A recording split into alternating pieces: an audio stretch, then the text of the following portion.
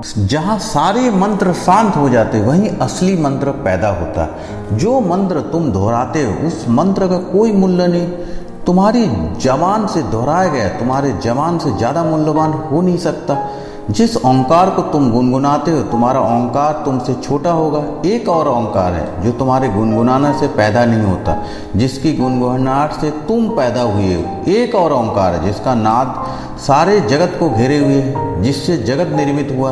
उस ओंकार को सुनने के लिए गुनगुनाने की जरूरत नहीं। उस ओंकार को सुनने के लिए सब गुनगुनाना बंद हो जाए, वाणी मात्र शांत हो जाए, विचार लीन हो जाए, मन में कोई तरंग ना रहे, तब अचानक तुम चकित होगे, सुनोगे एक संगीत बज रहा है, भीतर सदा से बजता रहा है, मगर तुम अपने शोरगुल से भरे थे, उसे सुन ना पाए। और कभी कभी सांसारिक शोरगुल से छूटते तो आध्यात्मिक शोरगुल से भर जाते। कोई आदमी बाजार के शोरगुल से भरा था, 23 घंटा उसमें भरा था, फिर मंदिर में बैठ जाता है, फिर वहाँ जाकर नमोकार पढ़ने लगता है, या ओंकार का जाप करने लगता है, या राम राम राम राम की धुन लगा देता है। तुम शोरगुल से कब छूटोगे?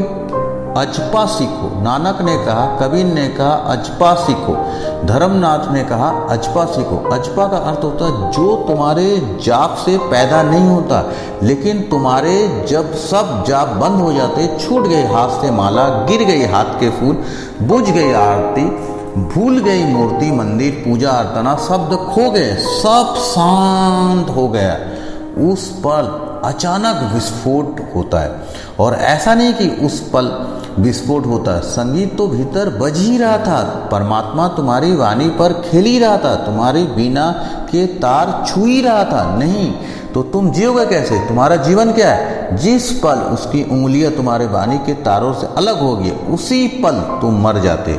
उसकी उंगलियां तुम्हारे वाणी पर खेल रही है, वही तो तुम्हारा जीवन है, जीवन संगीत है। मगर एक बार सुनाई पड़ जाए बस फिर अड़चन नहीं आती। फिर जब चाहो, जब जरा गर्दन झुकाओ, दिल के आईने में ये तस्वीर है यार, फिर तो जरा गर्दन झुकाई और देख ली। जब मन हुआ आँख को बंद किया और पल को और देख ली। बीच बाजार में चलते चलते एक पल को सुनना चाहा, सुन लिया संगीत। फिर तुम कहीं भी रहो उससे जुड़ो, आस पास चलता है, चलता ही रहेगा।